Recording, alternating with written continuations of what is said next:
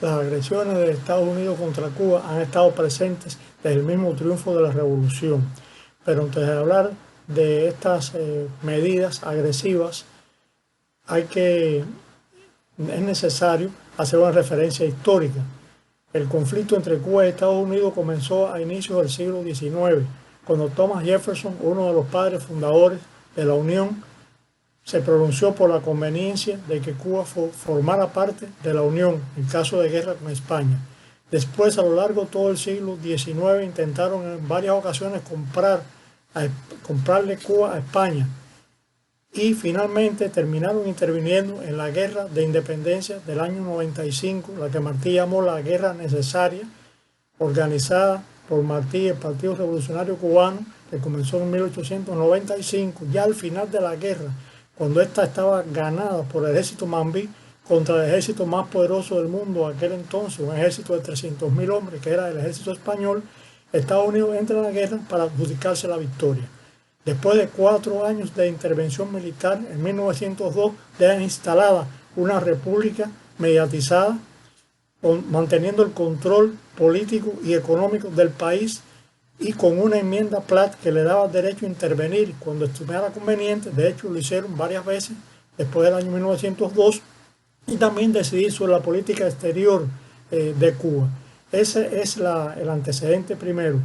Y no podemos considerar que el conflicto es entre capitalismo y socialismo, porque incluso estas medidas que vamos a ver a continuación comenzaron antes de que se declarara el carácter socialista de la revolución en abril del año 1961, como apreciaremos en unos minutos. Por tanto, hay que convenir que el enfrentamiento es entre el anexionismo y la subordinación a Estados Unidos y la independencia y la soberanía nacional. Esta segunda posición es la que defiende y ha defendido la mayoría del pueblo cubano. Ahí donde está la verdadera contradicción. Ese es el kit del asunto, realmente. Dicho esto, vamos a pasar a las primeras medidas. Las medidas de agresión comenzaron con el mismo triunfo de la revolución. Vinieron la quema de los cañaverales, el bombardeo con avionetas a los centrales, el ataque a los hoteles costeros. También vino el secuestro de los pescadores, las agresiones a las misiones cubanas en el exterior. Todo esto fue lo primero que hubo. Pero en cuanto a las relaciones bilaterales gubernamentales, hubo la negativa de un préstamo que pidió Cuba para dar respaldo al peso cubano, ya que las reservas del Banco Nacional de Cuba habían sido incautadas y sacadas fuera del territorio nacional por Batista, y se negó el préstamo por parte de Estados Unidos.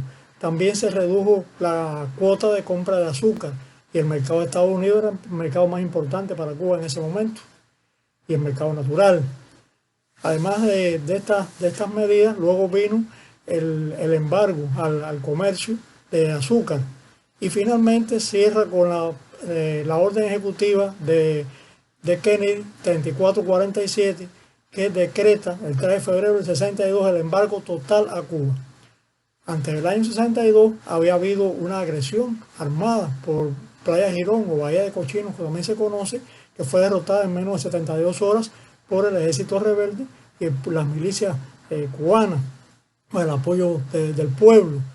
Pero no suficiente para ellos con todas estas agresiones a la parte económica, también ensayaron la guerra biológica y de esta manera introdujeron la roya roja de la caña para afectar la zafra, el moho azul del tabaco, un rubro exportable, el ácaro del cítrico, también otro rubro de exportación del país. Introdujeron también, peor aún, la fiebre porcina africana en 2 ocasiones y el dengue hemorrágico, que costó más de 100 vidas, dentro de ellas muchos niños también. Todo eso clasifica como política de terrorismo de Estado. Es una política genocida desde todo punto de vista. Esa es la que ha llevado a cabo Estados Unidos contra Cuba desde los mismos comienzos. Ahora, podemos de señalar algo que es lo que da pie a toda esta política y me permite leer un memorando de Lester Mallory, a la sazón subsecretario de Estado para el hemisferio occidental, que da un grupo de recomendaciones de política a la administración Kennedy, y leo: el único modo previsible de restarle apoyo interno al gobierno de Castro es mediante el desencanto y la insatisfacción que surjan del malestar económico y las dificultades materiales. Hay que emplear rápidamente todos los medios posibles para debilitar la vida económica de Cuba. La privación a Cuba de dinero y suministros para reducirle sus recursos financieros y los salarios reales, provocar hambre, desesperación y el derrocamiento del gobierno. Esa es la política que durante 63 años ha seguido sin cumplir su objetivo de derrocar al gobierno cubano la administración norteamericana, la que estuviera de momento al mando, ¿no?, del poder, en el poder, en el Capitolio, en la Casa Blanca. Esa es la verdadera realidad, no es otra. No contentos con las agresiones materiales, Estados Unidos recurre también a las agresiones político-ideológicas con el mismo objetivo. Estas agresiones, que se denominan de varias maneras: diversionismo ideológico, subversión político-ideológica, que también es económica y es financiera, hoy clasifican bajo el nombre de guerra no convencional o guerra de cuarta generación. Es lo mismo, lo único que con métodos nuevos y con más tecnología, que lo que en su momento Harry Truman llamó la guerra psicológica, que es la guerra o la lucha por las mentes y los corazones de las personas. ¿Cuál es el objetivo de este tipo de guerra o esta modalidad de agresiones? Es generar la duda, el descontento, el escepticismo, la desmoralización, la división, romper la unidad del pueblo. Eso es lo que ellos pretenden. Esta guerra contra Cuba se lleva a cabo desde el mismo triunfo de la revolución y se agudiza, se recrudece, igual que el bloqueo en los últimos tiempos, ante la desesperación de no poder lograr el cambio de régimen, que es lo que ellos quieren. Ocurre de una manera muy peculiar. Tiene una financiación, un presupuesto bien amplio y flexible, que es dinero de los contribuyentes norteamericanos, que debería ser utilizado con fines más nobles. Además, tiene detrás el aparato completo de la comunidad de inteligencia, que tiene alrededor de 20 agencias que trabajan en contra de Cuba. Ellas conforman lo que llaman grupos de trabajo, que está integrado por un conjunto de especialistas altamente calificados en ciencias sociales y humanísticas, como es la psicología, la sociología, la comunicación social, la historia, la politología y también la economía. Y detrás de ellos están los técnicos, las tecnologías y un gran equipamiento de técnico tecnológico de primera, del primer mundo, altamente desarrollado, tecnología de punta, como se suele llamar. Y esto es lo que ponen a funcionar. De la parte de aquí interna de Cuba, se cuenta con los youtubers o los influencers, que son mercenarios pagados desde Estados Unidos y que trabajan en contra de la cohesión y la unidad de su pueblo y en contra del gobierno cubano de manera ilegítima. Son agentes al servicio de potencias extranjeras y están catalogados como los salvadores, los que hacen acciones pacíficas, aunque participen organizados y pagados básicamente desde el exterior, y aprovechando los errores internos y las situaciones difíciles que hay de la compleja situación actual, de llamar a una insurrección nacional, a un estallido social, que es lo que están esperando, con el objetivo de provocar un pretexto, ¿no?, para una agresión armada contra Cuba. Es eso precisamente lo que quieren y eso es lo que se han dedicado y tampoco logran sus objetivos. Dejamos esta parte aquí para ya cerrar con una próxima presentación. Obviamente las agresiones sí producen sus efectos. En primer lugar, producen carencias en la población. Es uno de los objetivos. Hay escasez de medicamentos, de alimentos, el transporte público está muy restringido, hay apagones también, la agricultura no funciona por falta de combustible, la industria se ve afectada, se contrae el Producto Interno Bruto, los hoteles y las fábricas están descapitalizadas por falta de moneda libremente convertible, de divisas para hacer las importaciones. Tenemos también carencias en las piezas de repuesto para reparar los equipos, los centrales, las fábricas, los vehículos de transporte, de carga y de pasajeros. Todo eso afecta y obviamente todas estas carencias, esta situación difícil y compleja que vive el país en un contexto internacional bien complicado, hace que se genere un potencial migratorio. Esto no es propio solamente de Cuba. En todos los países del mundo hay inflación, que también aquí la hay flujos migratorios por asuntos de eventos extremos, guerras, conflictos étnicos, etcétera. En este caso, básicamente la presión, la política de máxima presión sobre Cuba, la que genera potencial migratorio. Suele haber una migración que no es legal, no es segura y por tanto hay pérdida de vidas humanas en esta migración. Suelen salir de manera legal en ocasiones y después continuar de manera ilegal por frontera hasta llegar al sueño americano, que no siempre se les cumple.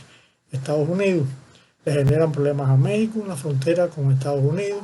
Todo eso genera la política de máxima presión de Estados Unidos. La migración, Cuba está en disposición de que la migración sea regular, legal y segura, y no como está haciendo. Eso es un efecto de las políticas de presión hechas y practicadas por Estados Unidos durante tanto tiempo.